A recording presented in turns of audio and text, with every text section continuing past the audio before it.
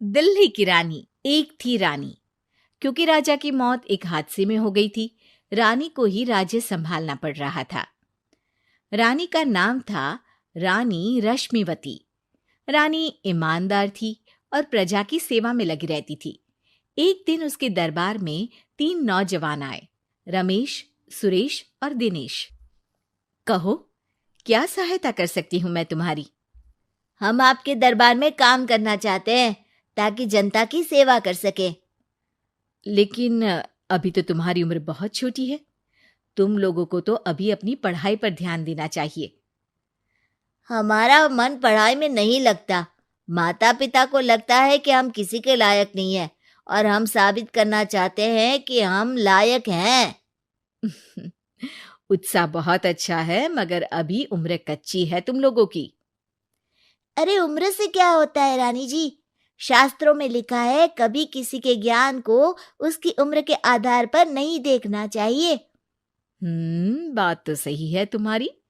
और अगर सच में तुम अगर ये संकल्प करके आए हो कि तुमको यहाँ काम करना है, तो पहले परीक्षा देनी पड़ेगी। 3 परीक्षा, एक शारीरिक परीक्षा, एक बुद्धि की परीक्षा और एक देशभक्ति की परीक्षा। और ये क्या है?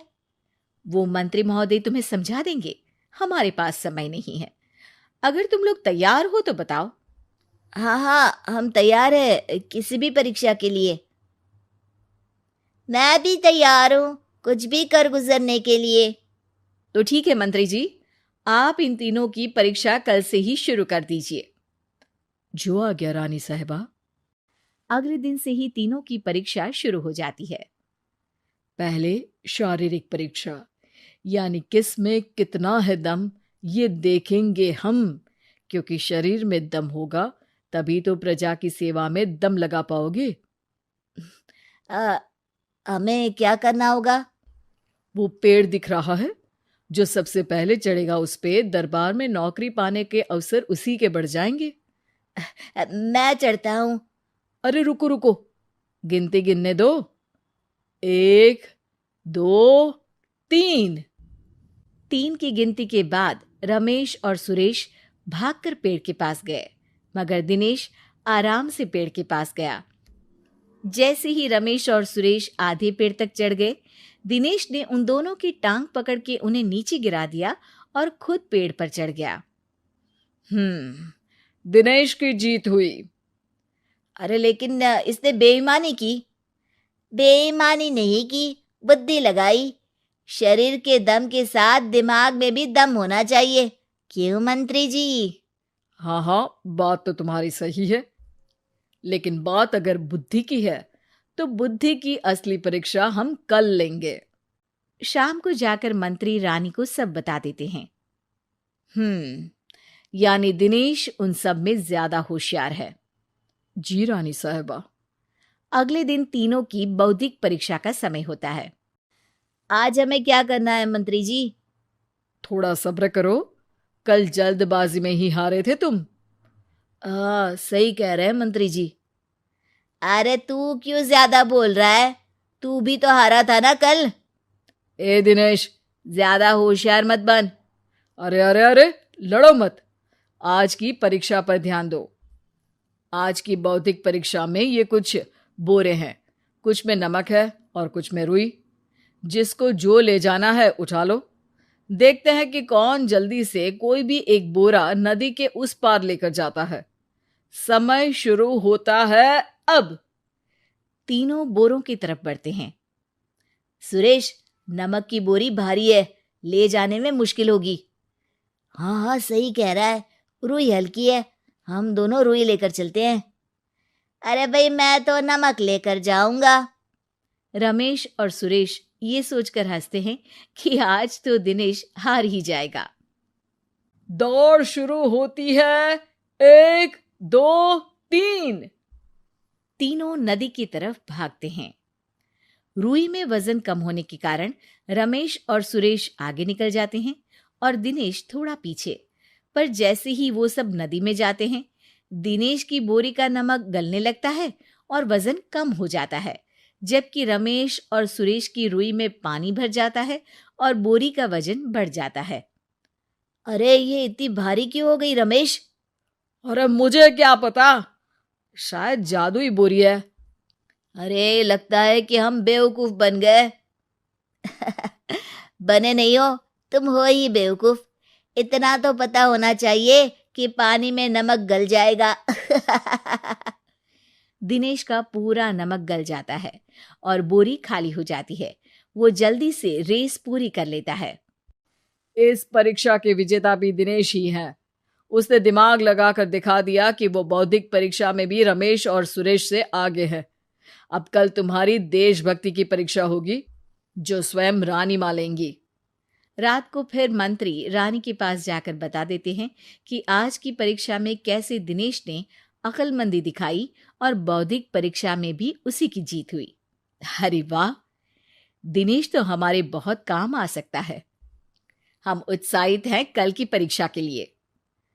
वो तो ठीक है रानी साहिबा, लेकिन हमने सुना है कि पड़ोसी राज्य का राजा आकाशदीप हमारे राज्य की सीमा में घुसपैठ कर रहा है। ये तो चिंता की बात है। हमें जल्द ही कुछ करना चाहिए। अगले दिन रमेश, सुरेश और दिनेश अपनी आखिरी देशभक्ति की परीक्षा के लिए दरबार में आते हैं। प्रणाम रानी साहिबा। नमस्कार रानी जी। प्रणाम रानी माँ। हमने तुम्हारी परीक्षा पर गौर किया। दिनेश आगे हैं।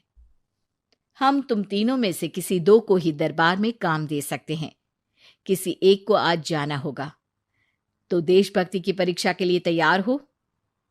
पूरी तरह से। मैं तीनों से एक ही सवाल करूंगी। जिसका जवाब सबसे सही लगेगा उसे तो नौकरी मिल ही जाएगी। फिर दूसरे सबसे सही जवाब देने वाले को भी काम मिलेगा। आप लोगों का समय शुरू होता है अब। ज्यादा सोचने का समय नहीं होगा। जो मन में पहली बात आए उसका जवाब दे। तो सवाल यह है कि तुम इस मिट्टी के लिए क्या कर सकते हो?